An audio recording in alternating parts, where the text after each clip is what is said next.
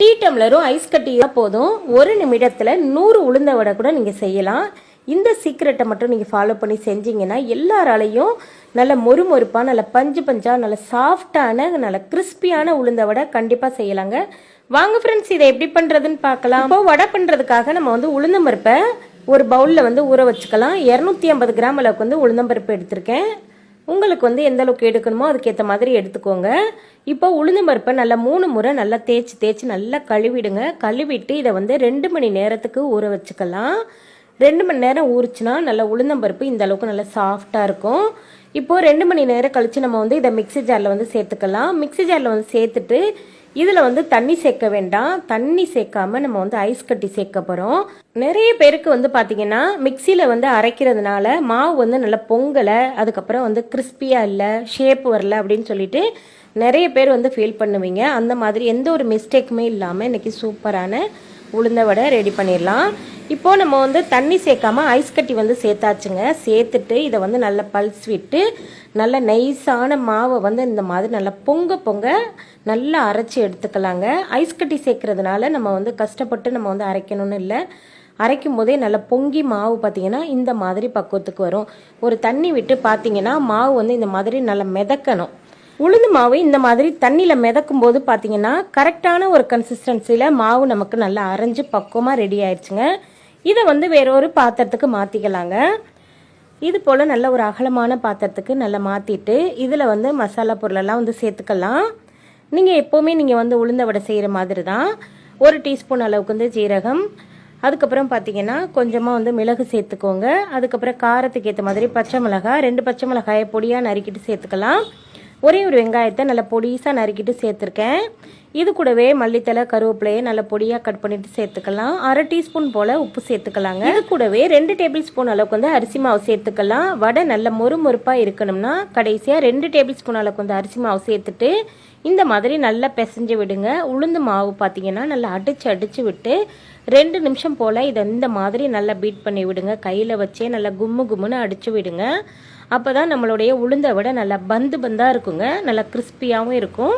கடைசியாக நம்ம அரிசி மாவு சேர்க்கறதுனால நல்ல மொறுமொறுப்பாகவும் இருக்குங்க. இப்போது நம்மளுடைய உளுந்த மாவு பார்த்திங்கன்னா நல்லா ரெடி ஆகிக்கிட்டு இருக்கு.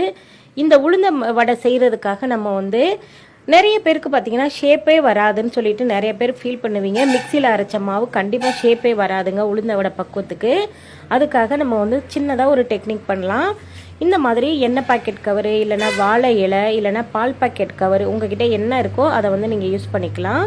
நான் பார்த்தீங்கன்னா எண்ணெய் பாக்கெட் கவரை இந்த மாதிரி கட் பண்ணிவிட்டு இந்த மாதிரி ஒரு டம்ளரில் நல்லா சேர்த்துட்டு இதை நல்லா டைட்டாக ஒரு நூல் வச்சு டைட் பண்ணிடுங்க. இல்லைனா லப்பர் பேண்டு இந்த மாதிரி கூட நீங்கள் யூஸ் பண்ணிக்கலாம். நல்லா டைட்டாக இருக்கணும். இந்த மாதிரி நல்லா டைட்டாக நீங்கள் ரெடி பண்ணி எடுத்து வச்சுக்கிட்டு நம்ம கொஞ்சமாக தண்ணியை தெளித்து விட்ருங்க. எண்ணெய் தடவை வேண்டாம். தண்ணியை தெளித்து விட்டு இந்த மாதிரி அள்ளி இப்படி நடுவில் லைட்டாக இந்த மாதிரி ஒரு ஹோல் போட்டுக்கோங்க. நம்ம கையில் அள்ளி நம்ம போட முடியாது. இந்த மாதிரி ஹோல் போட்டுட்டு நல்லா சூடான எண்ணெயில் அப்படியே போட்டுருங்க. அவ்வளோதாங்க, சூப்பரான உளுந்த வடை. நம்ம மிக்சியில் அரைச்ச மாவை கையில் இந்த மாதிரி பக்குவத்துக்கு தட்டி போடவே முடியாதுங்க.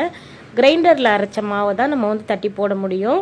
நிறைய பேருக்கு பார்த்தீங்கன்னா உளுந்த வடை பக்குவமாக அள்ளி போட தெரியாது. எனக்குமே உளுந்த வடை கையில் அள்ளி போட தெரியாதுங்க. அதனால் நான் எப்போவுமே இந்த டெக்னிக்கை தான் நான் ஃபாலோ பண்ணுவேன்.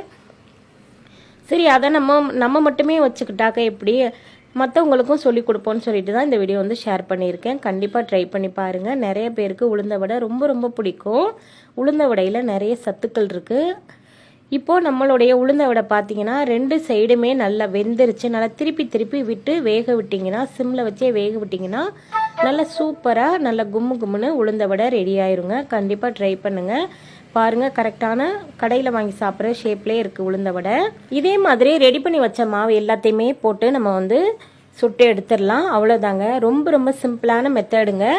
இந்த மாதிரி பக்குவத்தில் நீங்கள் உளுந்த வடை செஞ்சீங்கன்னா எத்தனை வடை சாப்பிட்டாலும் உங்களுக்கு திகட்டாது, எண்ணெய் குடிக்காது. அதே சமயத்தில் நம்ம கடைசியாக நம்ம அரிசி மாவு சேர்க்குறோம்ல, அதனால மேலே பார்த்தீங்கன்னா நல்ல மொறுமொறுப்பாகவே இருக்கும். சாயங்காலம் வச்சு சாப்பிட்டாலும் அந்த மொறுமொறுப்பு கொஞ்சம் கூட குறையாதுங்க. கண்டிப்பாக ட்ரை பண்ணுங்கள். எப்போவுமே நீங்கள் உளுந்த வடை சாப்பிடணும்னா மிக்சியில் மாவரைக்கிறதுனா இந்த மாதிரி தண்ணி சேர்க்காம ஐஸ் கட்டியை மட்டும் சேர்த்து மாவரைச்சு நீங்கள் சுட்டு பாருங்கள், சூப்பராக இருக்கும். கண்டிப்பாக ட்ரை பண்ணுங்கள். பாருங்கள் நம்மளுடைய உளுந்த வடை பாருங்கள் நல்லா எவ்வளோ சாஃப்டாக இருக்குன்னு சொல்லிட்டு இதுக்கு அருமையான தேங்காய் சட்னி ரெடி பண்ணியிருக்கேங்க. இந்த மெத்தடில் உளுந்த வடை செஞ்சு சாப்பிட்டு பார்த்துட்டு எப்படி இருக்குன்னு சொல்லுங்கள். இந்த வீடியோ பிடிச்சிருந்தா நம்ம சேனல் ஹோம் டூர் குக்கிங்க்கு உங்களுடைய ஆதரவு கொடுங்க.